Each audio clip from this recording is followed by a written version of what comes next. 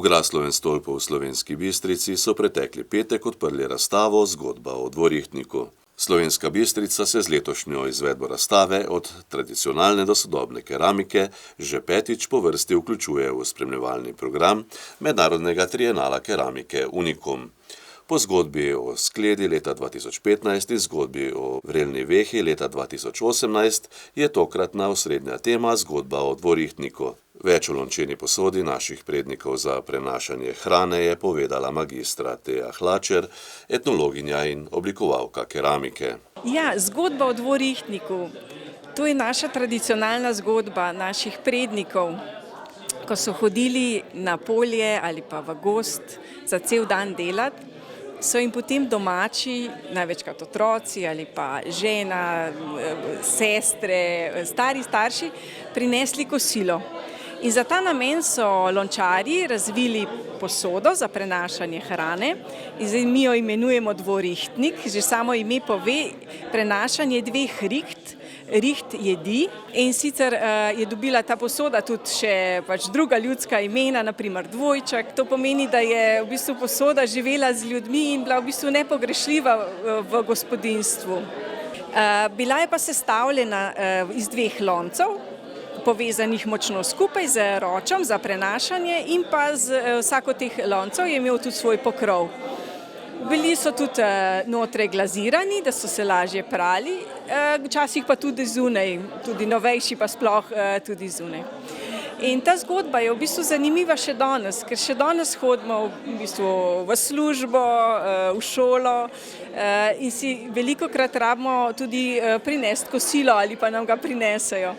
In se daje v bistvu v premislek tudi za sodobnost ta tradicionalna oblika, vsebina in glina kot ta naš večen, naraven, tradicionalen material je še danes zelo uporabna in nam nudi veliko možnosti in v oblikovanju in v uporabnosti.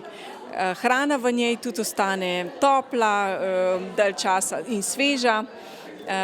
Tako da je res odlična, če ob vsej poplavi še teh naših umetnih materialov množičnih, ki danes uporabljamo.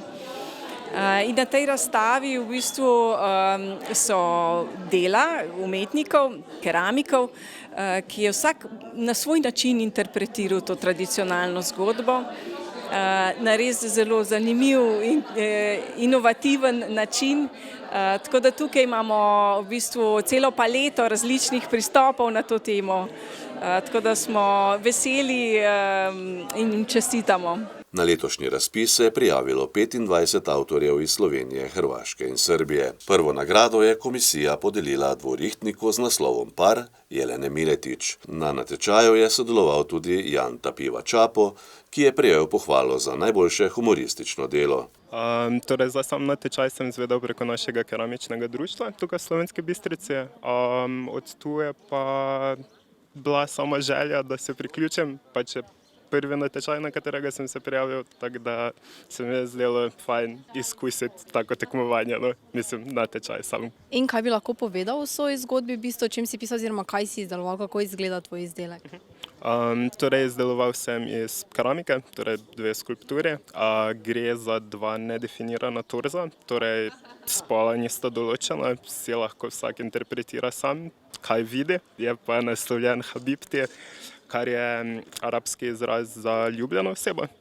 Zdaj, če je Habibti, potem je za žensko, če je Habibi, je za moškega, tako da se mi zvoja bolj kot ženska smer, je pa prosta interpretacija, tako da kdorkoli kar vidi. Razstavo, ki bo na ogled do 3. septembra, je pripravil Center domače in umetnostne obrti Slovenska Bistrica v sodelovanju z Zavodom za kulturo Slovenska Bistrica in društvom Majolika.